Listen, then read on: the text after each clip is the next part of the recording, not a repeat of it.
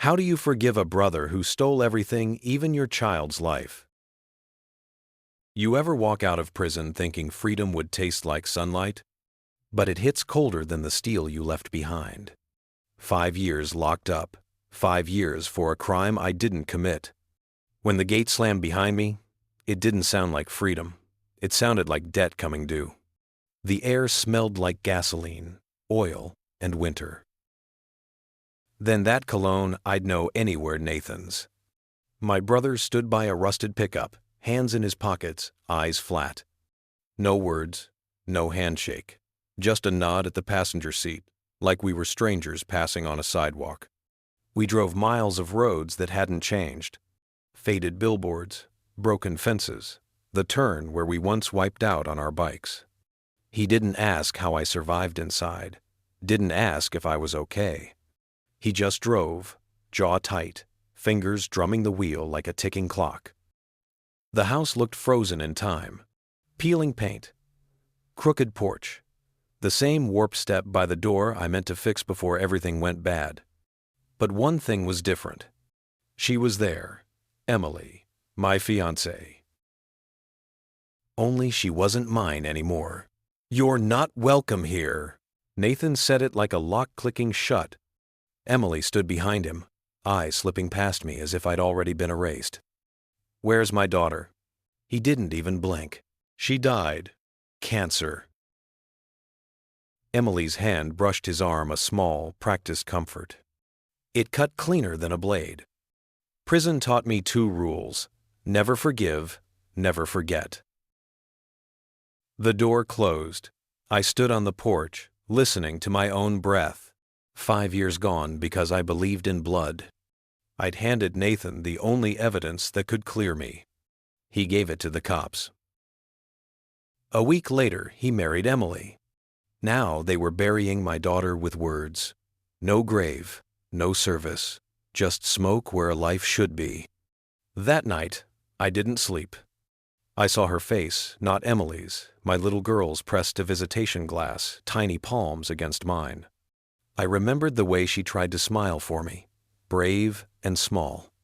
I knew she was alive, not hope, knowing. So I rented a room above a hardware store, 3 towns over. The place smelled like old paint and rusted nails. I started digging. Courthouse, no death certificate. Hospital, no admission, no oncology file, no trace of her name. Nights, I traced the ceiling cracks like escape routes I never took. Nathan had old habits, side jobs, quiet debts, secret numbers. I followed the trail of contact, a second line, then a prepaid phone and an address 2 hours out. I called. A woman answered, voice worn thin by secrets. I said my daughter's name. Silence filled the line. Then she hung up. Next morning, I parked near the address and waited. A school bus sighed to a stop across the street. Kids spilled onto the sidewalk, backpacks thumping. Then I saw her. 5 years older, taller, but those eyes, my eyes. I didn't move, not yet. I watched her run into the arms of the woman from the phone. Sarah, Emily's sister, the one who vanished before the wedding. Everything locked into place. The fake cancer, the cover story, the quiet disappearing act. They hid my daughter and raised her to believe I was gone for good. I didn't storm their house or scream. I mailed an envelope instead. Inside, one photograph of my daughter stepping off that bus. An hour later, my phone rang. "What do you want?" Nathan's voice shook around the edges. I said nothing. Let him breathe panic into the silence, then hung up. 3 days later, I stood on his porch again. He opened fast, eyes darting like a trapped animal. I handed him a folder, photos, school records, a birth certificate copy, proof of life, proof of lies. Emily stood behind him, pale, hollow-eyed, like she'd been awake for a week. "You told me she was dead." Nathan reached for the story that used to work. "We had to protect her. Everyone believed you were guilty. We did what we had to. You didn't protect her, I said quietly. You stole her. Emily looked at me, really looked, and for the first time, she wasn't afraid of me. She was afraid of him. I turned to leave. I've already spoken to her. She knows everything. I didn't wait to watch his world fold under the truth.